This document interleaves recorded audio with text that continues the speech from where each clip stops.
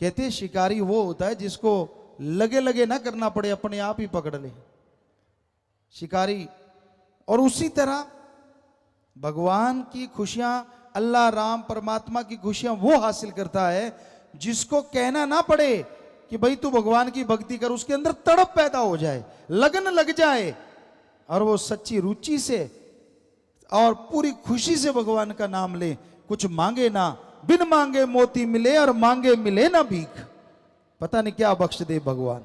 सच्चे दिल से अगर उसकी भक्ति करो, सच्ची भावना से अगर भक्ति करो। लोग कहते हैं भावना, श्रद्धा किसे कहते हैं? आज की श्रद्धा है पैसा। मंदिर, मस्जिद, गिरजाघर, गुरुद्वारा, कहीं भी जाइए, हमने देखा सभी धर्मों को मानते हैं, सभी जगह जाते हैं। क्या कहा जाता था जब हम गुरुगद्दी पे नहीं आए? तेरी जो श्रद्धा है चढ़ा दे। श्रद्धा थोड़ी चढ़ाई जाती है। कहते नहीं नहीं पैसा, मतलब श्रद्धा का, भावना का दूसरा नाम पैसा है। अब लाख रुपए की ठगी मारी, 1000 रुपए भगवान को चढ़ा दिए, ये कौन सी श्रद्धा है भाई? ये तो उल्टा भगवान को हिस्सेदार बना लिया कि भगवान मैंने लाख की ठगी मारी है, उसमें से 1000 तेरे हिस्से का तू ले ले, मेरा 99,000 एक नंबर का बना दे, तू भी खुश और मैं भी खुश। ये तो उल्टा भगवान को हिस्सेदार बना लिया ठगी में। इतना कम हिस्सा आदमी आदमी से नहीं लेता, वो भी कई परसेंटेज ढूंढता है, 10, 20, 30। ऐसे थोड़ी ना कि इतने से काम चल जाएगा। पर हकीकत ये है वो 1000 भी भगवान नहीं लेगा, आपने चढ़ाया और आपके जैसे कि उठा के खा जाएगा। आप खुश कि मैंने मालिक को दे दिया और वो खुश मैंने मालिक से ले लिया, बीच में ही रगड़ा रगड़ी, मालिक तक एक पैसा नहीं गया। तो ये भावना नहीं है, ये श्रद्धा नहीं है। सच्ची भावना कौन सी होती है? मालिक ना करे, जैसे आपका कोई बेटा बीमार हो जाए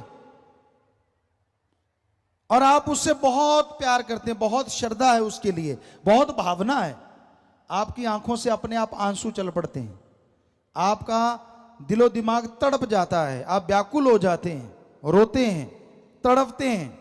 यह है श्रद्धा, यह है भावना बाप और बेटे की। यानी आप अपने औलाद के लिए इतनी श्रद्धा रखते हैं, इतनी भावना रखते हैं, रुपए में 100 पैसा आप अपने बेटे के लिए श्रद्धा रखते हैं।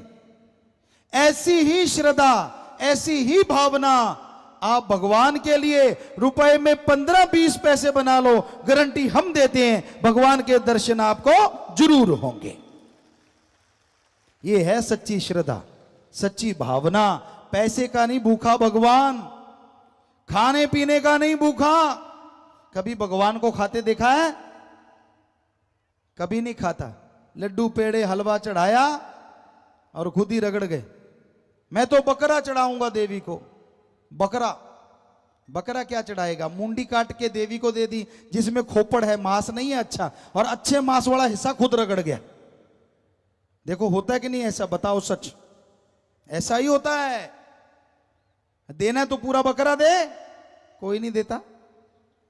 क्योंकि हमने धर्मों में पढ़ा है देवी देवता फरिश्ते कभी निर्दोषों को तंग नहीं करते। तो बेचारे बकरे छतरों ने तो किसी का बुरा नहीं किया होता, वो तो निर्दोष हो गए, वो तो निर्दोषों का साथ देते हैं देवी देवता। तो ये आपका ही बनाया हुआ प्रोग्राम है कि उसको ये दे के खुश कर लेंगे, क्योंकि खुद खाना है उसके नाम पे। वो नहीं किसी को मारते, वो नहीं कहते कि मुझे बकरा दे, छतरा दे, ये दे। हमने पढ़ा है देवी देवते निर्दोषों का साथ देते हैं और जालिमों का खात्मा करते हैं। ये उनका नाम होता है देवी देवता फरिश्ते। तो इसलिए भाई ध्यान रखो, देवी देवता के नाम पे किसी जीव को मारो ना, ये सही नहीं है। रूहानियत के हिसाब से, वेद शास्त्रों के अनुसार ये सही नहीं है।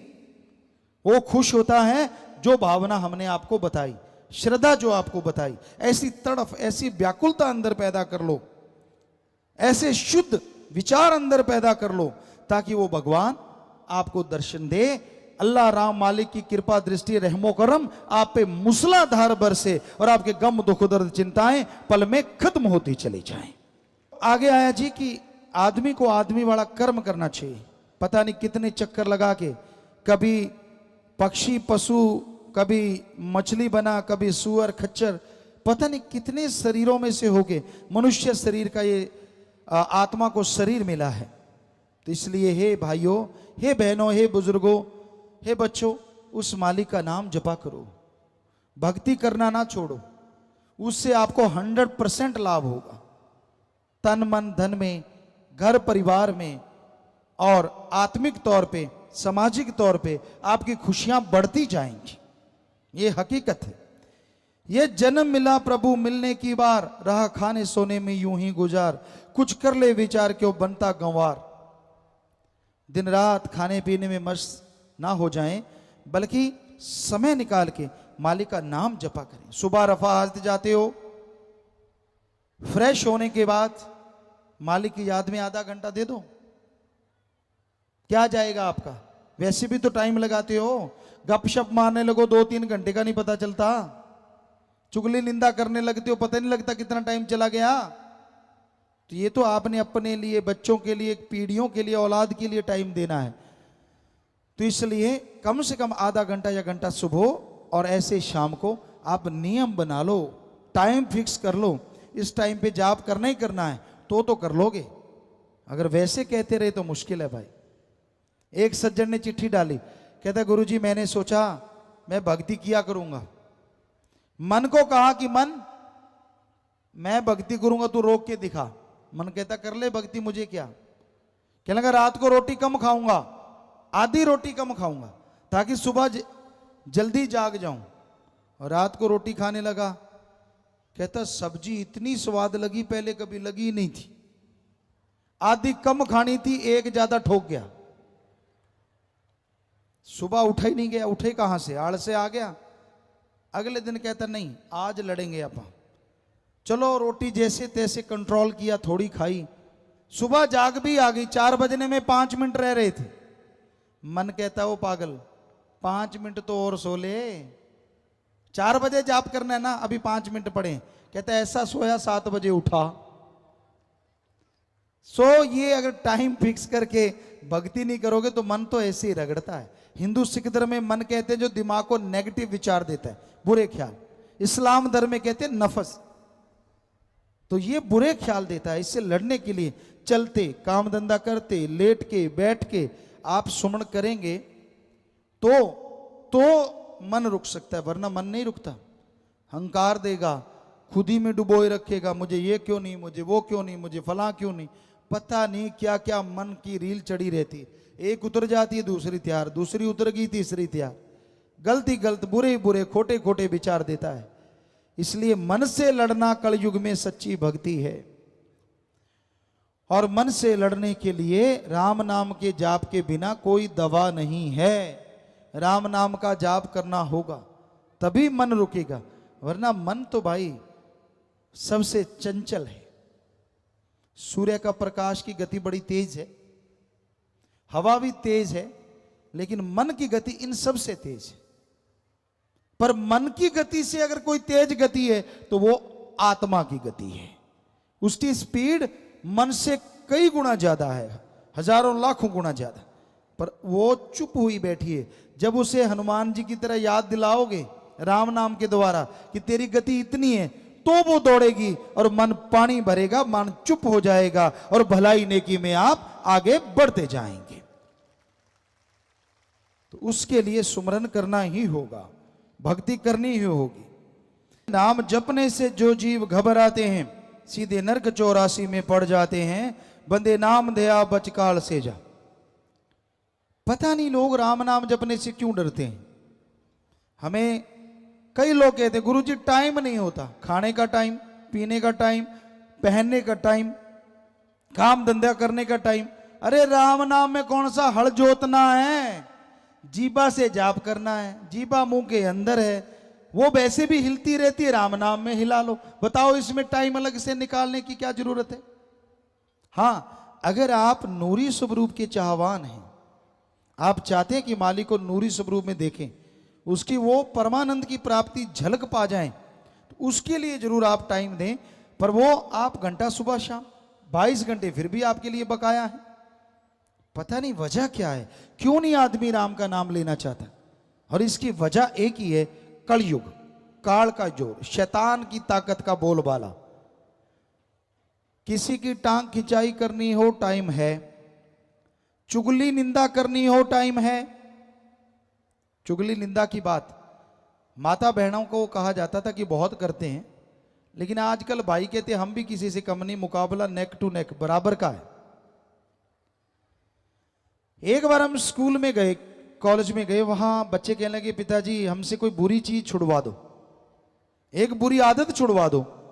हमने कहा पक्का छोड़ोगे? कहते हाँ। हमने कहा बेटा ठीक है, चुगली निंदा छोड़ दो। तो एक छोटा सा बच्चा रोने लगा। हमने कहा बेटा तू रो क्यों रहा है? ध्यान से सुनिए। कहने लगा पिताजी, गुरुजी, अगर हम चुगली निंदा छोड़ देंगे तो करेंगे क्या? आप भी सोच के देखो, आप जो बातचीत करते हो उसमें से चुगली निंदा निकाल दो, आप कौन कौन सी बातें करते हो? फलां बुरा, फलां ऐसा, फलां ऐसा, वो ऐसा है, उसका तो बेड़ा गर्क हुआ पड़ा है। अरे तुझे क्या, तुझे मजा आ रहा है क्या? ना जी, लगे रहते हैं एक दूसरे के। अरे इसी टाइम को अगर राम नाम में लगा दो तो आपके आने वाली पीढ़ियों का भी भला हो जाए और आपके शरीर को भी तंदुरुस्ती मिल जाए। पर ऐसा घोर कलयुग आया है, राम नाम जपने के लिए बड़ा जोर देना पड़ता है, जाप ही नहीं करते। मुझे नींद आ गई जी, मुझे काम बहुत है जी, ये सब बहानेबाजी है। कई बिल्कुल खाली होते हैं, वो नहीं जपना चाहते। हम कह दें भाई आधा घंटा जपना ही पड़ेगा, घंटा जपने पड़े, उनको आफत आ जाती हो आधा घंटा भगवान को देना पड़ेगा। कोई काम नहीं होता इसके अलावा। जब जिंदगी राम नाम के लिए लगा दी तो जपो, जाप करो राम का नाम। पर ना जी, उनको भी बड़ी मुश्किलें आती हैं। तो कहने का मतलब ये कलयुग का प्रभाव है। ऐसा भयानक समय आया है, आदमी घंटा सुबह शाम मालिक का नाम जपना ऐसा समझता है जैसे कोई बोझ उठाना। साईं मस्ताना जी महाराज के समय की आपको एक बात सुनाते हैं। एक दिहाड़ी मजदूर था, मजदूरी कर रहा था। मस्ताना जी महाराज कहने लगे भाई क्या पैसे लेता है? कहता जी 1 रुपया लेता हूं सारे दिन का। क्या उठाता है? गोबर उठाता है, गंदगी उठाता हूं जी सारी, सारा दिन फावड़ा चलाता हूं। मस्ताना जी कहने लगे भाई तुझे 2 रुपया दें तो लेगा? कहता काम। काम कहते बस कपड़े अच्छे पहन के नहा धो के बैठना है। कहने लगा मजा आ गया, ये बाबा तो बड़ा फंसा, बैठने के 2 रुपए दे रहा है, मैं तो गंदगी उठा रहा था। कहता ठीक है बाबा। नहाया, अच्छी धोती पहन ली, कुर्ता पहन लिया, आजा भाई बैठ जा। बैठ गया। ये ले राम का नाम, ले लिया, इसका जाप करना है। कहता हाँ जी। अब घंटा आधा घंटा जाप किया, जंबाई आने लग गई। घंटा जाप किया, खाज खुजली होनी शुरू होगी चारों तरफ। थोड़ी देर के बाद वो हाथ जोड़ के बाबा जी के सामने आ गया। कहता हे बाबा, ये ले तेरे 2 रुपए, मैं जाप आज करूं ना कल, मुझे तो गंदगी उठाना मंजूर है, पर राम का नाम सारा दिन नहीं जपूंगा। है ना सच भाई? आज देख लो, आप जो दिहाड़ी लेता है हम दे देते हैं, बैठ जाओ सुमन पे सारा दिन करना, उससे भला आपका ही होना है। लेकिन आप नहीं करोगे, हमें पता है। या तो खुराटा सुमरन शुरू, थोड़ा इधर उधर टेक लगाई और नींद, या फिर आपको बताया वो काम धंधे याद आते हैं जो पहले कभी याद आए ही ना हो। तो इसका कारण है मन, माया, काम, वासना, क्रोध, लोभ, मोह, अहंकार। ये 7 हैं। 7 के चक्रव्यूह में आदमी फंसा हुआ है और इससे निकलने के लिए सुमरन के अलावा और कोई ताकत नहीं है।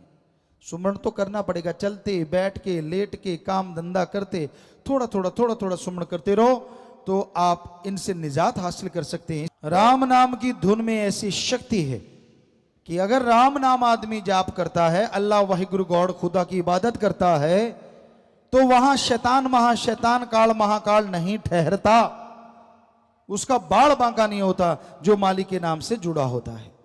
इसलिए मालिक के नाम से जुड़ो, उसका जाप करो, खुशियां मिलेंगी। आप जाप तो करते नहीं। आपको एक कंजूस की बात सुनाते हैं।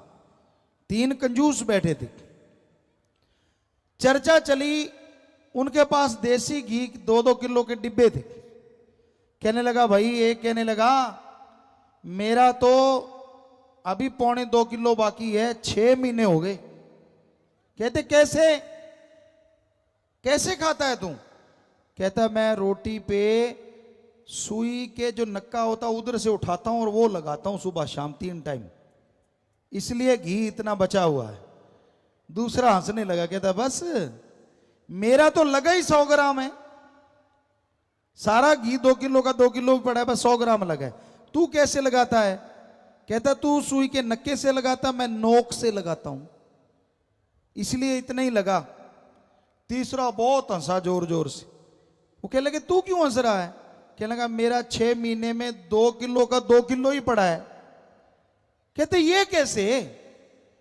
कहता मैं पता रोटी बना लेता हूं, 2 किलो का डिब्बा इधर उठाता हूं, रोटी को घी दिखा देता हूं और खा लेता हूं। तो आप में भी राम नाम वाले ऐसे ही हैं। कोई तो सुई के नक्के जितना ही जाप करता है, कोई नोक जितना, और कोई राम नाम ले रखा है, दिखा के काम चला लेता है। बताओ फायदा कहां से होगा भाई? फिर कहेंगे गुरुजी झूठ बोलते। गुरुजी तो सच बोलते हैं, जाप आप नहीं करते। गुरु बेचारा क्या करे, जा सिखड़ में चूक। गुरु पीर फकीर तो सच कहते हैं, पर मानने वाला ही कोई ना माने तो गुरु क्या करे? इसलिए भाई राम नाम का जाप करोगे तो माला माल होगे। हम फकीर का काम तो टीचर की तरह पढ़ाना और बताना है, आगे मानना तो आप लोगों के हाथ में है। जाप करोगे तो खुशियां मिलेंगी भाई, अगर करते नहीं तो कर्म कैसे कटेंगे? भोगने पड़ेंगे ही पड़ेंगे। फिर कहते राम नाम वाले को दुख क्यों आया? क्योंकि तूने राम नाम नहीं जपा, भक्ति नहीं की, इसलिए तेरे कर्म नहीं कटे भाई। दूसरों से कम आएगा, ये सच है। जिसने राम नाम से जुड़ गया, फकीर की निगाह में आके राम नाम में बैठ गया, उसका फर्क तो पड़ेगा ही पड़ेगा। लेकिन सुमन करने से पहाड़ से कंकर बन जाता है, सूली से सूल में बदल जाता है।